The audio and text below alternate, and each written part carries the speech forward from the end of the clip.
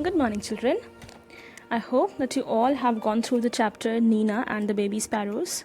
So now I shall discuss the dictation words and make sentences of the chapter with you. The very first dictation word is bother. B-O-T-H-E-R. Bother. Bother means किसी को परेशान करना. Next, problem. Problem means कोई मुसीबत हो, आपको कोई दिक्कत आ रही है किसी चीज़ में, that is called problem. P-R-O-B-L-E-M. Problem. Remove. R-E-M-O-V-E. Remove. Remove means किसी चीज़ को हटाना, कहीं से कुछ हटाना. Wedding. W-E-D-D-I-N-G. Wedding. Wedding means marriage, किसी की शादी. Plump. P-L-U-M-P. Plump. Plump means जब कोई चीज़ मोटी होती है. For example in this chapter plump word has been used for the baby birds, right. Agreement.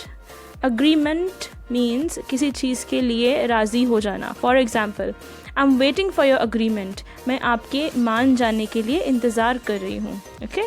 A-G-R-E-E-M-E-N-T. Agreement. The seventh word is accept. E-X-C-E-P-T.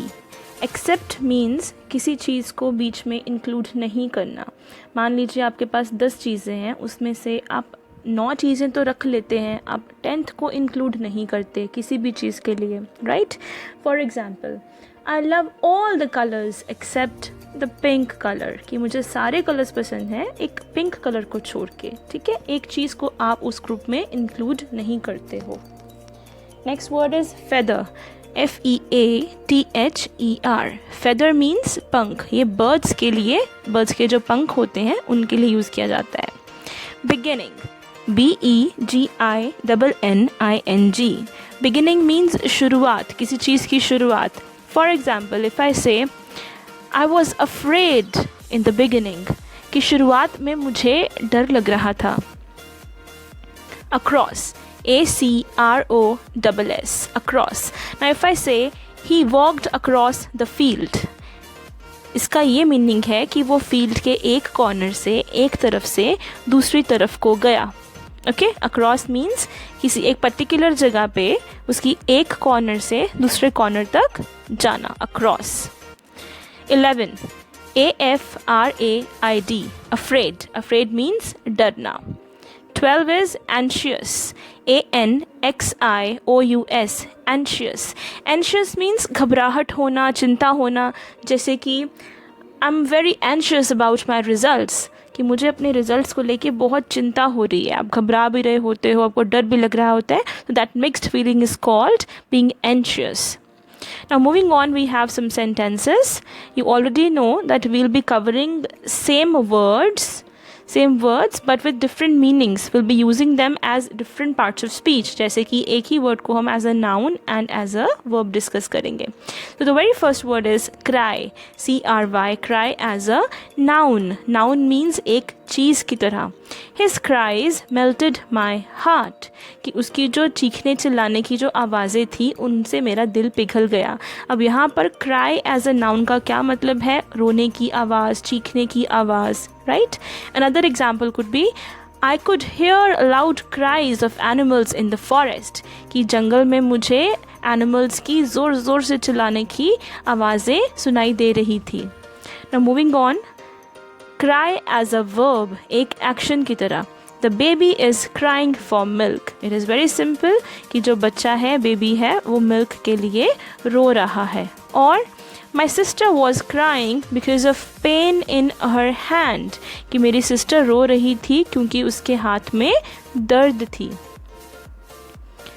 Lock as a noun. As a noun means एक चीज़ की तरह. So lock यहाँ पर एक ताला, ताले का मीनिंग लॉक हुआ. I want to purchase a new lock. मुझे एक नया लॉक खरीदना है. और please repair the lock of my cupboard. मेरी कबर्ड का लॉक जो है, जो ताला है, उसको प्लीज़ रिपेयर कर दीजिए. Next, lock as a verb. अब यहाँ पर वर्ब मीन्स लॉक करने का एक action. The policeman locked the thief inside the prison. Policeman ने thief को, चोर को prison के अंदर, prison means jail, जेल के अंदर lock कर दिया. और I am not able to lock the door. मैं डोर को लॉक नहीं कर पा रही.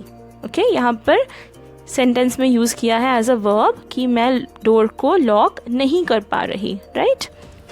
Fifth one, leave as a noun, एक चीज़ की तरह. My teacher is on leave today. मेरी टीचर अभी छुट्टियों पे है. Leave as a noun means छुट्टी.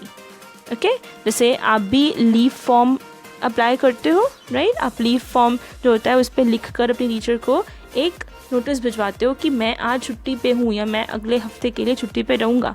सो that is called a leave. My teacher is on leave today. Then is leave as a verb. Leave एक एक्शन की तरह. The train will leave on time. जो ट्रेन है वो एकदम time पे चलेगी. यहाँ पर leave as a verb means कि किसी जगह से चलना, किसी जगह से जाना. The train will leave on time. Train जो है अपने टाइम पर ही चलेगी. Okay, another example for leave as a noun. As a noun हम कैसे यूज़ कर सकते हैं? I have applied for leaves in November. कि मैंने नवंबर में लीव्स के लिए, छुट्टियों के लिए अप्लाई कर दिया है. और another example for leave for verb, the minister is leaving for Jaipur now. Minister जो है वो जयपुर के लिए यहाँ से निकल रहे हैं. जयपुर जाने के लिए यहाँ से निकल रहे हैं. So this is how you can use these words as nouns and verbs. I hope these were clear to you. If in case you still have any doubts, just message me or call me. I'll solve your doubts. Fine. And you're supposed to write these dictation words and sentences in your notebooks or loose sheets wherever you're doing your work. Still you have any issues, just contact me. Take care of yourself. Have a nice day. Thank you.